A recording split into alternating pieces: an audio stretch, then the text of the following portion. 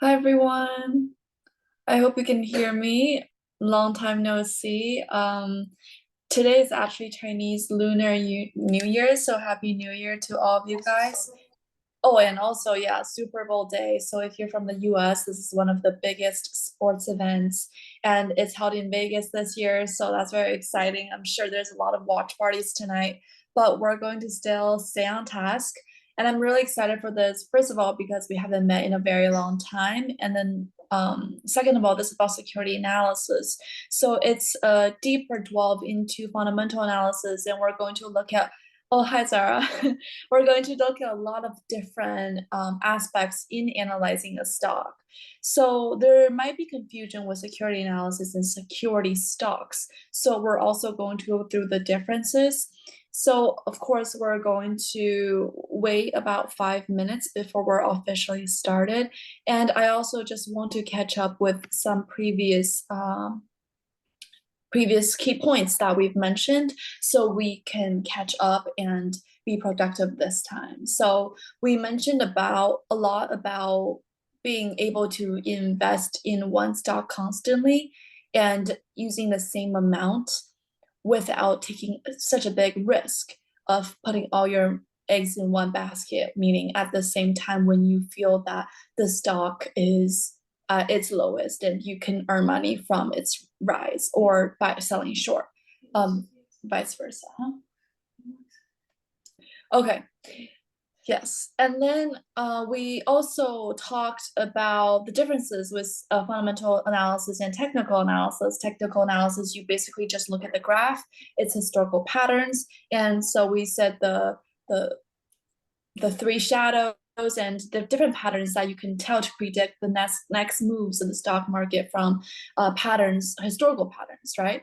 But then fundamental analysis is a lot about understanding the company, understanding what you're investing in and its potential rise because of how safe it is, how much growth the company is going to have, and how much success it is going to take in the future as a result of customer and economical demands. So that's fundamentally fundamental analysis. And this one is actually a lot more widely used and trusted compared to technical analysis, just because there's a lot of layers to it and you can trust the the data within. So a big part of fundamental analysis will be financial ratios. You look at a company's financial statement we went through last time, and then you will calculate its comparison with previous years, its comparison with competitors, and also much more. So if you have questions with that, you can look at our previous notes and meetings. I think we're just going to wait for 2 more minutes. And do you guys have any questions before we start today? And of course, if you have questions in the middle, you can jump in anytime or save it until the end. We always have time for you guys to ask questions. Okay, if not, I think we're just gonna get started. Yeah? Okay, perfect. So we're going to first technical.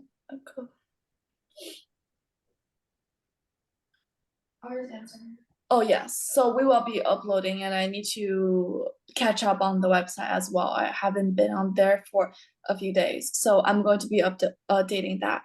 And Rena, do you mind going to the first slide? Yes, so introduction to security analysis. So security analysis, how it's different from security stocks, as you mentioned, oh, I want to invest in securities. This is what very different because security analysis, they basically deal with the past, present, and future of any given security issue or any stock issue. So security analysis is your analyzing the security of investing in a certain stock or bond or a security. It is not targeted towards securities, which is a combination of a lot of different aspects into one investment deal. Okay, so understand the difference between security and security analysis. Those are different. Security analysis is very wide scope. It covers a lot of different type of investments. So in security analysis, the analysts have to do a bunch of things. So I'm going to quickly list some of the simple things, some of the things they have to do. So first, they have to describe the business. You have to be able to know what type of business you are investing in, whether it be oil, tech, or you have to be able to describe what type of business you're investing in. And then second, the analyst, you have to be able to summarize the operating results of the company and their financial position. So what this maybe is, okay, so over the last quarter, they've surpassed the performance of their sales over the previous quarter. So that is describing their operating results. So these you can all find online with financial statements. So for every single public company, they're required to upload their financial documents online. So you can easily find that. And then you have to be able to summarize their financial position. So those would involve comparison with their previous earnings, type of earnings, their assets, liabilities, and so forth. Okay, and then the analysts also have to set for its strengths and weaknesses. So you have to just be able to describe its company. So for example, if we are trying to describe the strengths and weaknesses of Netflix, we would have to say, oh, it has a lot of different movies. Now it has different plans for people who cannot afford the regular monthly subscription. They have ones where, oh, you can add a advertisement and you can pay less. So these are some strengths. But weaknesses, we can say, oh, it's taking off some of very original movies that viewers might want to go back to. And it's also, say, removing some of the niche movies that some individual, not the mass, but some individual viewers might be looking for. So these are just evaluations. Of course, strengths and weaknesses have their own chart called the SWOT analysis, if you guys remember that from a decade back. So you could definitely look back to that, and strengths and weaknesses is a really, really fundamental part of fundamental analysis. And moving on, we also have, the analysts also have to be able to evaluate the possibilities and risks. So if we do Netflix again, once they published their quarter 4 results, I think last year, the possibilities grew a lot because after they published the new plan, this possibility rose their quarter 4 results exponentially, and the stocks grew as well. So these are some potential possibilities you see in Netflix. They are constantly updating their marketing strategies and their different sales tactics. But then risk, you have to say, oh, okay, maybe Netflix, they're taking off of a lot of films. What are the risks of losing customers due to taking off these films that customers only come to Netflix for? So these are some evaluations of possibilities and risks. And of course, I'm only doing it for one company. You have to do this for all the companies you're investing for. So say oil companies, where are the oils going to? So say if they're going to gas stations, local gas stations, are they in one city, area, urban, like that? So you really have to look deep into that when evaluating the possibilities and risks. And then the analysts, of course, there's so much. So the analysts also have to estimate future earning power under various assumptions, such as best guess. So I'm not sure okay, so for me personally, when I fill out the college application for my parents' tax, sometimes if you don't have a tax return out yet, you have to do a best guess. So what that means is even if you don't know the financial position, so say if their quarter results have not been published, what is your best guess? What is your educational guess? It's basically like a hypothesis in a science experiment. You really have to have that educated guess. And from the Netflix example, a lot of analysts had a very, very good best guess from their evaluation of Netflix new inventions, their new marketing tactics. So this is the best guess. The analysts have to be able to come up with a best guess. And then another one is that the analyst makes elaborate comparisons of various companies or of the same exact company at various times. So this is called internal evaluation and external evaluation. So you really have to look at the competitors. So if we go back to the Netflix again, we can say, okay, Netflix has several competitions, Hulu, Disney Plus, right? So we can evaluate the performance of each by looking at their financial statements at the same time period, or their amount of customers, or their sales, or their amount in asset, whatever you feel is fit for your investment at whatever time. And then the internal assessment would be, okay, Netflix this quarter compared to the previous quarter, or this year compared to last year, You obviously have to exclude times when there is a how do I say, a unique time period. So say during COVID, maybe people are all watching shows, they're all getting subscriptions because there's nothing really they can do, right? So we have to be able to evaluate the internal and external assessments when comparing companies and choosing which company to invest in. And then I think the last point that I wanted to mention, what an analysis analyst needs to do is to express an opinion as to the safety of the issue, if it is a bond or an investment grade, preferred stock, or its attractiveness as a purchase or a common stock. So right here, we have to say, evaluate, is this a good purchase as a customer or a good investment as an investor? So say some good company, they have a really, really good product. You would love to use it in daily life. It is amazing. And even if you personally love the product so much, that does not mean it's a good investment in the stock market. So you really have to be able to separate your personal endeavors. Well, obviously there's intersections, but you really have to separate your own favorability with your investment favorability. So you cannot mix the two. So as we mentioned before, this is fundamental analysis involves a lot of psychology. So right here, you have to separate your personal opinions on this company. Oh, I love eating hamburgers, so I'm going to invest in Burger King. That's probably not the best idea when evaluating what stock to invest in. So that's just the last point I want to mention. Obviously, I'm sure there's so much more an analyst need to do in a very, very holistic security analysis of a certain company. All right, so let me know if you guys have any questions, and I'm going to move on. Answering the question, what are the primary tests of safety of a corporate bond or preferred stock? So corporate bond or preferred stock basically is just a investment. So what are the primary tests? As we mentioned before, we really like to look at financial statements because they give us a background information of the company's performance with data, with statistics. They are proven and they are written on paper.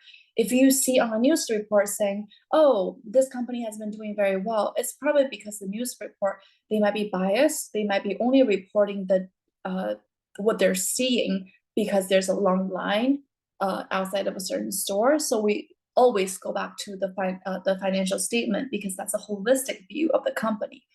So the first one is the size of the enterprise. So how does the size say of the firm compared to its competition? So right here we have to obviously look back to the financial statement. So size, of course, we can look at the area, we can look at how many stores they have around the world. So say Starbucks compared to Dunkin'. Starbucks, obviously, it's worldwide, but Dunkin', most of their stores are in North America. So right here, if we want to compare the sizes of the enterprise, of course, Starbucks wins. And then if we go to their financial statement, we would see that in terms of Starbucks, their assets is a lot bigger than Dunkin' because they're a worldwide company. So this is the size of the enterprise. You cannot really say those two on the same level just because you are surrounded by those every single day of your life. Like they have a similar amount of stores in a US city. And of course, for those of you guys who are not in the US, Dunkin' is a very, very similar cafe to Starbucks and is very popular as well.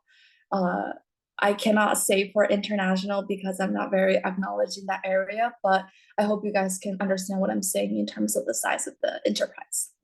And then the second one is just the stock equity ratio. So this one I mentioned before and also gave a formula. So this ratio of the market price of common stock issues to the total face amount of debt.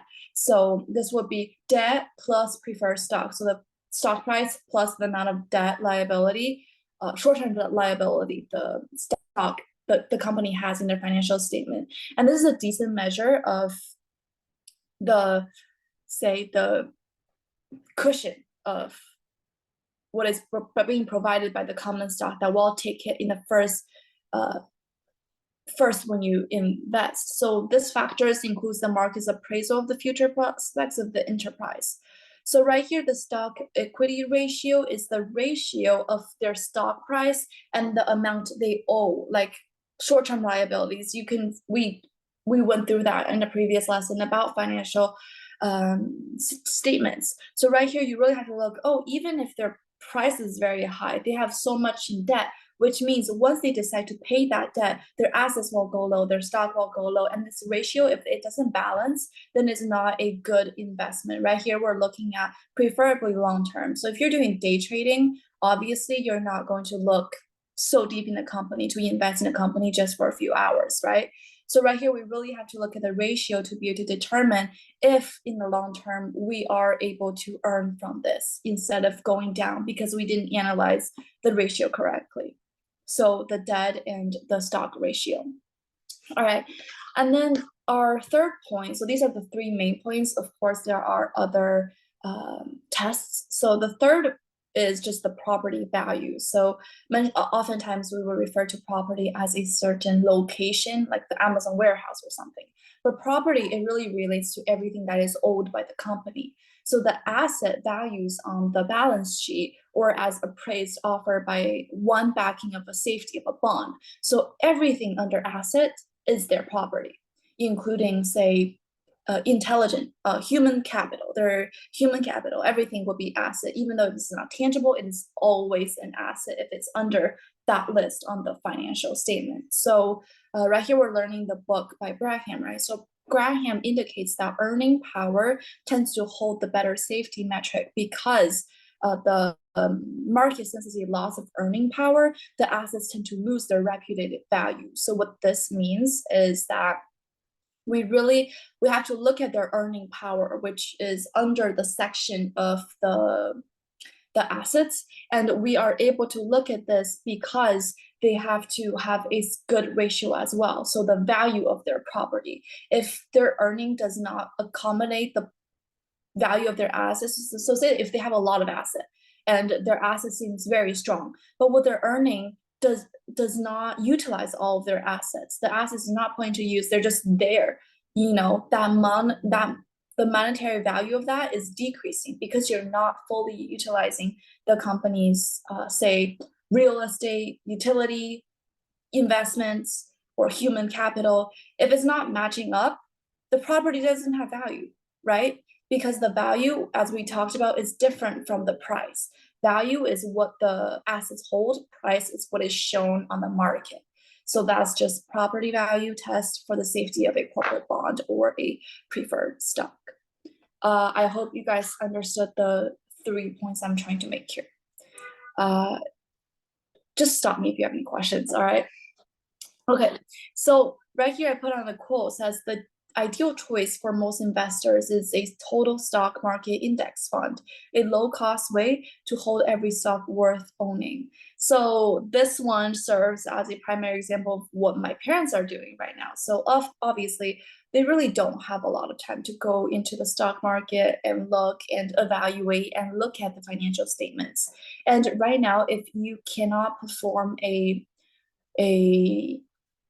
security analysis, this quote will apply to you. So what my parents do is, okay, every month they would put $50 in S&P 500 because it is a low-cost way to hold every stock worth owning. So the S&P 500, they have the top 500 companies in the country, right? So they're all seemingly worth owning. And low cost is because you don't have to invest in every single individual company. You can invest a certain amount of money into all of them, S&P 500, put everything together. And the ideal choice for most investor would be this. Say my parents, they're not professional. So right here it says investors. We're all named as investors. As remember I referenced an article by the Wall Street Journal saying that investors has now become a generalized terms for everyone who has a account in the market. So yes, so we're all investors. We're not professional investors, but we're investors. And if you do not have time or enough analysis to say, oh, I want to put all my money into one certain company, this is the best way for you to stay on the market average and have a low cost earning. Yes. And next. Do you want to go on next? Okay, yes. So next is, right now we're going to look at factors that affect a firm's capitalization rate. So what did I put here? Oh, okay. So this is just the definition. So the rate of return that is expected to be generated on a, what is capitalization rate, right? So this is just a not brief definition because I added an example for us to better understand. So the capitalization rate is the rate of return that is expected to be generated on a real estate investment property. So before we mentioned how, how asset is not only what is physical, right here, capitalization rate is all about physical property, everything we own, specifically on real estate investment property. So if we want to look at the rate as an example, a 7.5 cap rate, you probably have heard this shortened version. So a 7.5 cap rate means that the investment property will generate a net operating income, which equates to 7.5 of the property percent of the property's value. And if we were to perform this calculation, a 300,000 property with a 7.5% cap rate would generate a net operating income of 22,500. So this is just a brief example of what capitalization rate is, and a lot of times you just call it cap rate, and I'm sure you guys have heard it in other contexts as well when talking about a company or a real estate or anything like that. So right now we're going to look at this many factors, so 5 factors that affect a firm's capitalization rate. So the first one is general long-term prospects. So these can be tough to evaluate, but generally we're looking at industry trends. So general long-term prospects basically just says look at the industry trends. So we should be asking questions like, will an industry do well or not? We have to offer a starting point to make a comparison. Then we have to look at the trends about the particular companies in the industry. And we would ask questions like, why company X has a substantial difference in their earning ratio than the competitor of the same industry. So right here, we can look at Hulu and Netflix. Why do they have such a difference in their earnings ratio? How can this help us set a better course to emphasize the analysis of these following dimensions and also give us a baseline to compare companies as they compete against each other. So right here, we just look at the general trend of this company. So say when COVID-19 came, right? Everyone started to buy Netflix, Hulu, Disney Plus subscriptions because that is the best way to pass time while being entertained. But then at the same time, if we look at their earning ratios during that time, if we notice a difference, we really look at the long-term prospects, the industry trend, and how that differ for those companies in the same industry. So this is one factor that might affect the firm's capitalization rate. And then the next one is management. So what this means is we're taking a look at an organization's management and considering their immediate impact on the company. So for example, if the management is good, then the issue price should theoretically already include this information. So if you believe management is bad, then the choice is not to buy becomes obvious. And I'm going to go into how to evaluate management.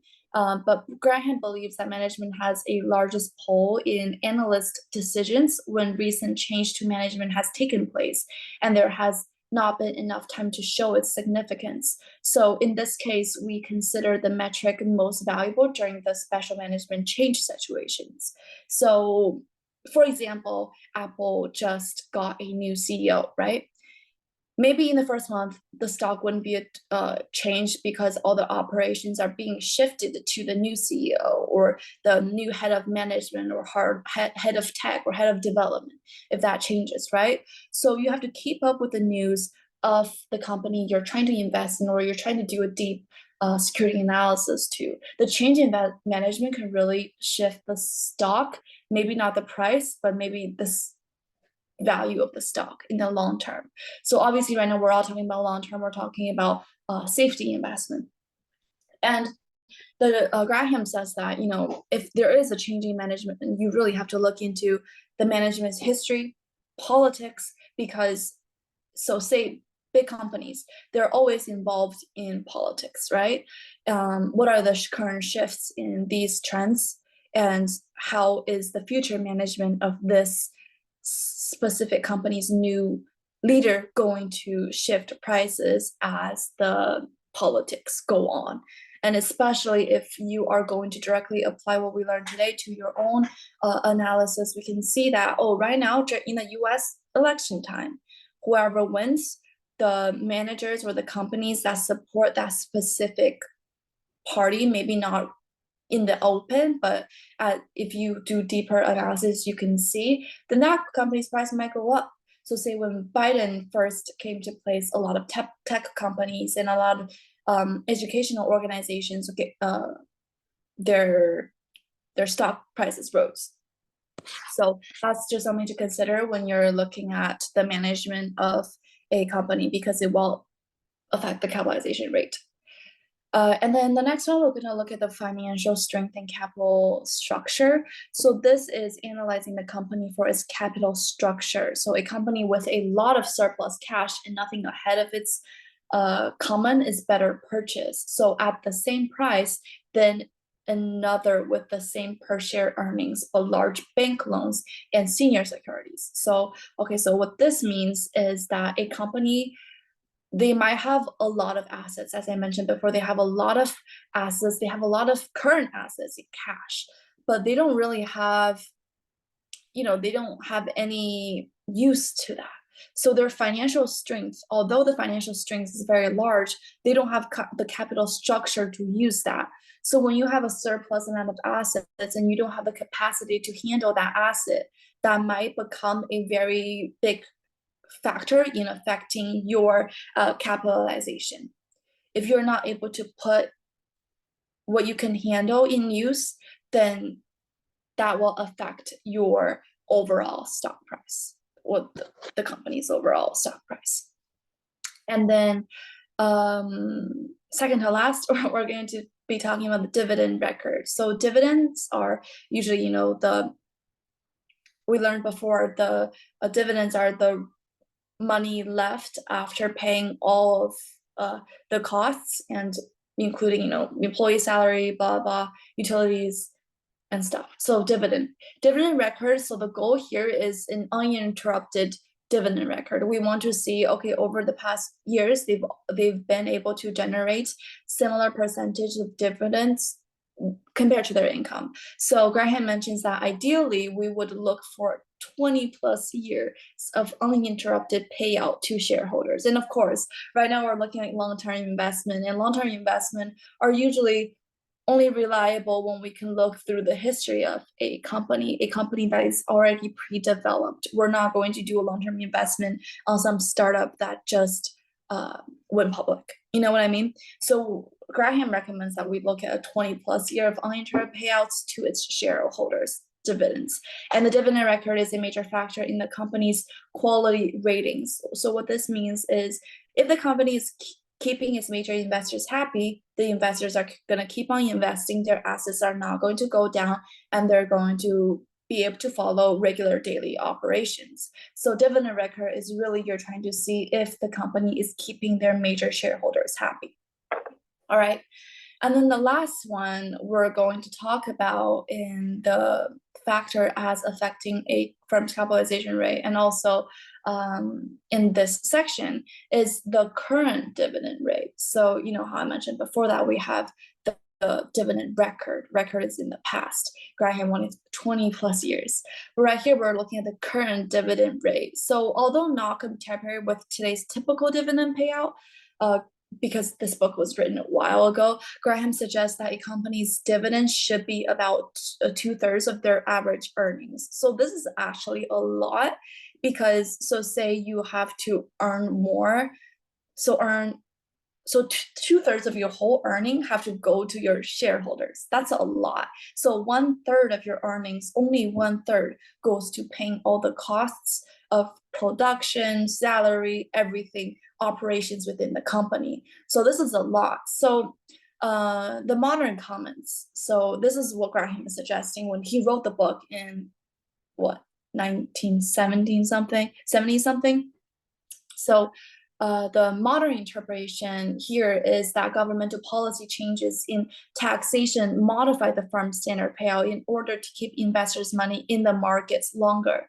So right now, there's no way companies can put 2/3 of money into their their dividends, because that's a lot of money. You're just paying individuals that much money. What the governmental policy says is that you have to keep a certain amount of your dividends in the market for common investors to earn, and instead of giving it all to major shareholders. So right here, when you're evaluating the current dividend rate, you obviously you can't have 2/3, but you really have to evaluate the amount in market, amount to shareholders, and an amount paid for costs of the company's operations. So that's just the last point I want to mention regarding factors that affect a firm's capitalization rate. And we went through like a lot of content through this. So yeah, this is everything. But further questions to consider include, does the management admit their failures, or do they shrink their responsibility to their stockholders? So what this means is, okay, so the company's stock price decreased, right? And then it might be because the management changed and their politics shifted and people don't want to invest in anymore. That's why the share cost went down. But in turn, the company published an article on Wall Street Journal saying, oh, our investors are the problem. So you have to consider, oh, is the company taking reliability with their current issues? Because if they're not, in the future, they might do the same thing. And once they crash because of this type of issue, your stock will go down with them. You guys will go down the same water together.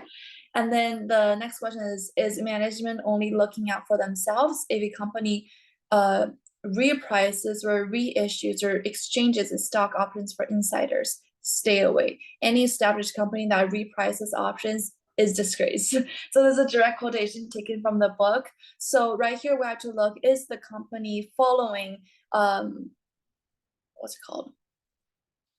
Ethical operations of a company, the policy. So if they are looking out for their investors, they're looking out for their long-term trust from the general public, they cannot reissue their stock. So say, oh, I'm going to change the price of my stock because I'm shifting out a percentage of the stock to management. I'm going to gift these to investors we're trying to gather.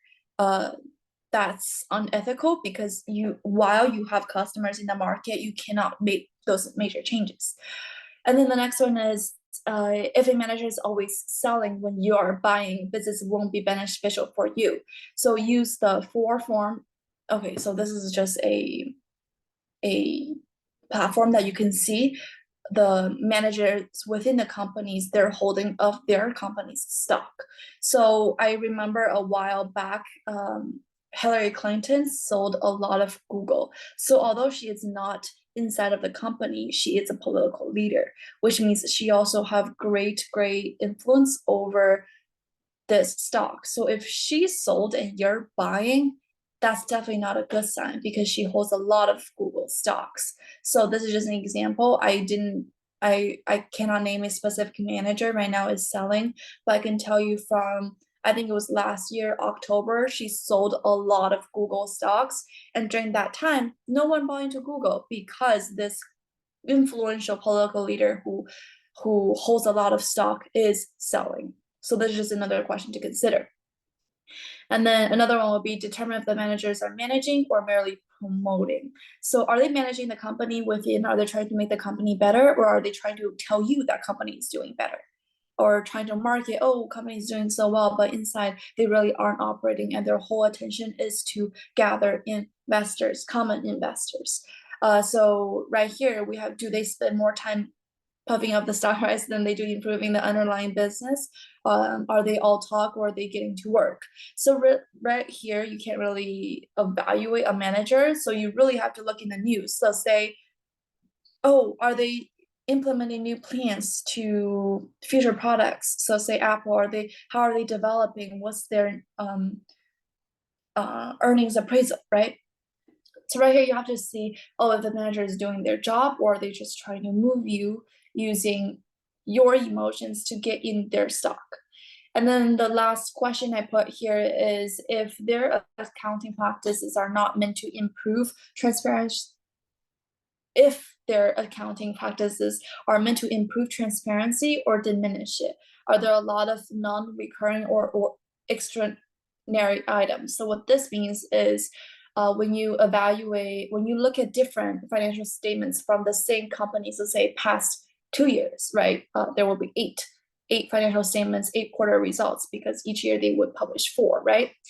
So has the amount listed under assets or liabilities or other operation diminished, or has it improved? Has it increased? So if the options are, so before they had 5 items listed under liabilities, but this year they only had 2. That they're trying to prevent transparency and just diminishing it. So you have to look if the companies are reliable based on the information they're putting out. Because obviously the government is not going to go through every single company's financial statement and see, oh, did you list everything? Because there are corporation practices that does not report all of income. Okay, so that's just the last points I wanted to mention for this session. I don't think there's a next slide. Is there? Okay, so that's basically everything we wanted to talk about today. Do you guys have any questions, or is there anything that I need to expand on?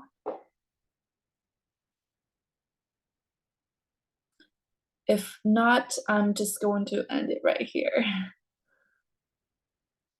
Okay. Oh, okay, let me see. So to be able to live on a stock dividend, you will have to cover all the expenses by the stock return. Oh, okay. So the stock return is a little different than what the dividend can. I mean, yeah, yes. So you would have to cover all of the stock return, and that can be some companies put that part of their as their expenses. So a lot of times they only list dividends as major shareholders. So if you have 5 or more% of the whole company, is what that is. So for dividends paid to common investors, a lot of companies don't list that as dividends, but most do. So for example, I think Rena has stocks in Apple, right? And Apple would say, oh, you received this much dividends. It's probably, I don't know how much we receive, but usually if you have 1 share or less than 1 share, you have a few cents or something like that. Let me see other questions. Just to let everyone know that there will be a polar. Oh, yes. So thank you, Ella, for reminding me. I meant to say this. So we do have a book club here, and it's been meeting, and I've been meaning to go. It's amazing, and discussing books and reading is honestly the best way to improve by any means. So please keep up with our Instagram story. And Ella, if you don't mind putting in our username in and vote for which book you want to be reading and discussing in the book club. So I think exchanging of ideas and interpretations of books is also an amazing way to learn. Thanks, Ella. All right, so I think that's it. I'm going to end the meeting right here, and I hope you guys have an amazing rest of your day. And then for those who celebrate, happy Chinese New Year. Bye.